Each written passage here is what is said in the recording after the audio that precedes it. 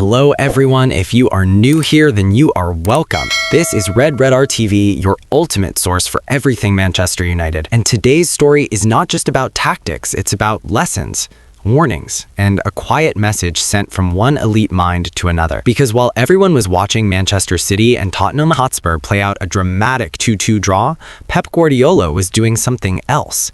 He was studying, he was learning, and more importantly, he was taking notes. And now those notes may just hold the key for Michael Carrick and Manchester United if they truly want to beat Tottenham Hotspur. Before we dive deep into the tactics, let me ask you something. Have you watched Manchester United recently and thought, this team feels different? Not louder, not flashier, just sharper, hungrier, more connected. You might be wondering why Pep Guardiola, of all people, would be indirectly linked to Michael Carrick and Manchester United. Why would the Manchester City boss care?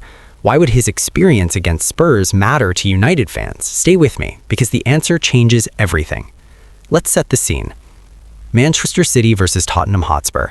A game full of rhythm shifts, control lost, control regained. City dominated the ball, but Spurs dominated moments. Quick breaks, vertical runs, midfield chaos whenever City lost structure. The final score? 2-2.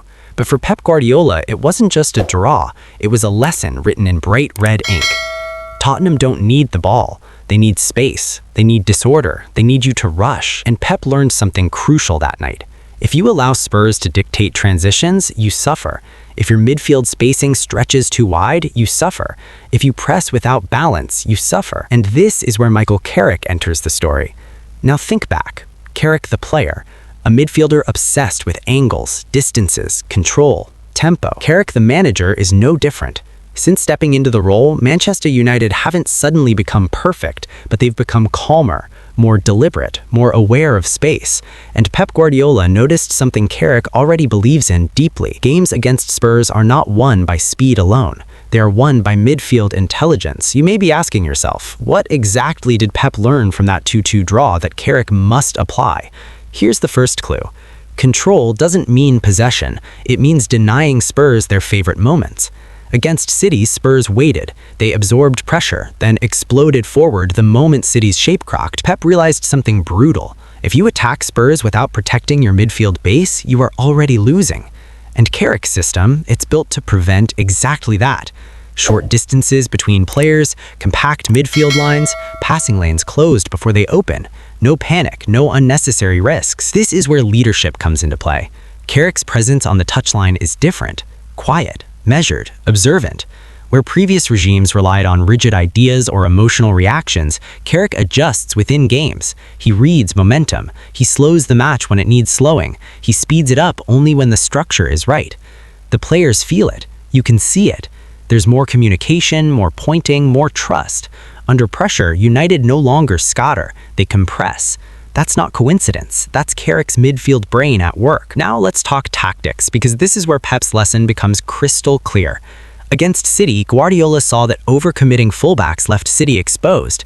He saw midfielders pulled out of position trying to chase shadows. He saw Spurs thrive when the game became stretched. The answer wasn't attacking harder, it was attacking smarter. Carrick's approach mirrors that philosophy. Build patiently, pull Spurs out of shape, force them to defend longer than they want to, make their forwards run backward.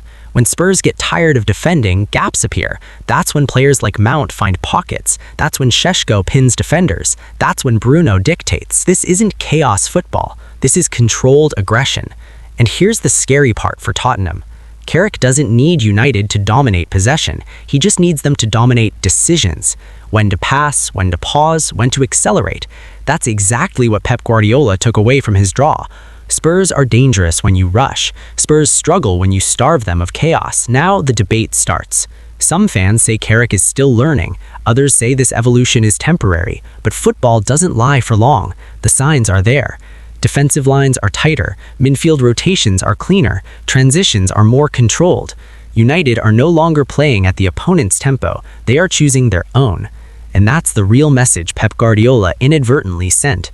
If Michael Carrick wants to beat Tottenham Hotspur, he must not fight their strengths. He must suffocate them. Make the game boring for Spurs. Make it slow. Make it frustrating. Then strike. So now the question turns to you.